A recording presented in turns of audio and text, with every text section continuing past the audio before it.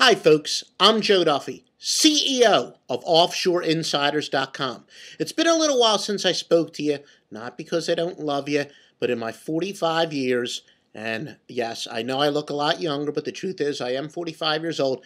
Don't think I've had a cough that has stuck with me this long. I can't say it's completely gone. I'll try to get through this video, but we've got a very important topic for baseball handicappers, and that is comparing WHIP to ERA. Now, if you're a baseball fan, quite frankly, you probably know what ERA is. WHIP, which is walk and hits per innings pitch, is something that's really become in vogue in the last 10 years or so. And those of you who play fantasy baseball, rotisserie baseball, you've become more and more familiar with it. Probably of all the baseball handicapping arguments and discussions I've had with wise guys, sharp players, professional gamblers over the year, there's nothing that incites more passion than when you debate the importance of ERA or WHIP. Much like a political discussion, one of the biggest problems is there's always somebody taking an extreme. Somebody says, oh, WHIP is so much more important, blah, blah, blah. Another person will say ERA is so much more important. So you ask me, which one is the more important? I say both. It's much like going to the doctor and saying, hey, doc, what's more important, diet or exercise? The answer is both. Now, if we did have to single out one or the other, WHIP would be a little bit more important, at least 60-40, maybe a little bit more like 65-35. But the reasons that we do weigh WHIP a little more heavily, I told you folks, still getting over that cough, having a little trouble getting through this, but it's very important. So I think we can, get through and have a fairly good broadcast on this one.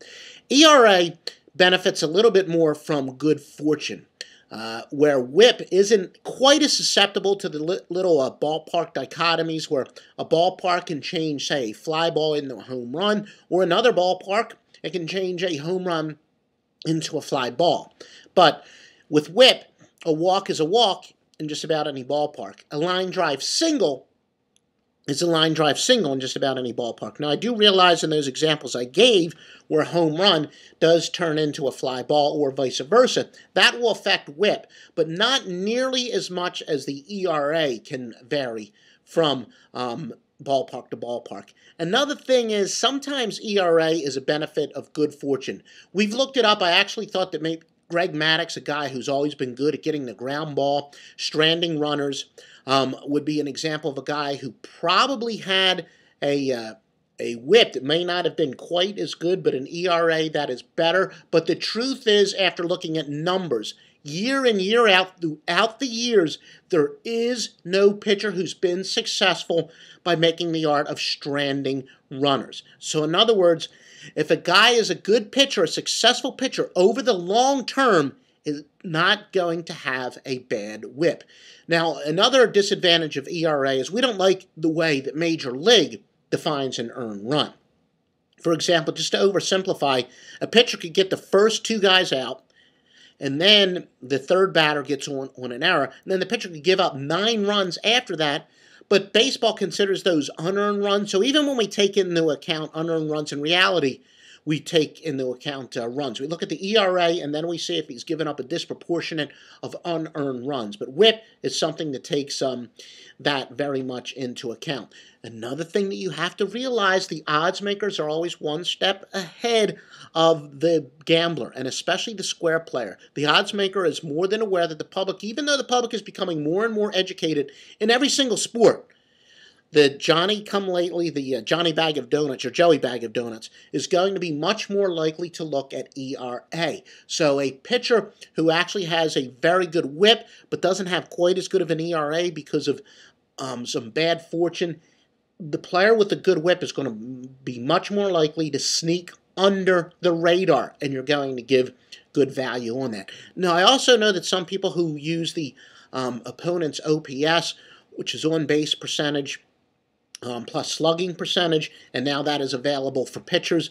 Very, very similar to WHIP as well. But ultimately, ERA corroborates WHIP, and WHIP corroborates ERA. But in the old WHIP versus ERA argument, still at least 60-40 towards the WHIP. And that's why we are the most successful website ever. OffshoreInsiders.com. Even those of you who say, I've never got to pay a handicapper for his picks, check out our free information that we have there. We've got game previews, exclusive free news and notes, and more. And we feature some of the best handicappers in the business. Stevie Vincent. You may remember me from my tailgate party days. Look, I've been in this business a long time, long before the internet was here. I was a score phone legend. You probably remember me as JD of the ACC. Used to do those morning tailgate parties, which were the industry standard. Every single sharp player used to call them on the score phones before the internet. Stevie Vincent was our executive editor. We got Matt Rivers, who was the #1 handicapper on another site before he finally decided to come to the show. Master Lockline, that traces its roots back to the Super Lockline score phone days. All that and more at offshoreinsiders.com.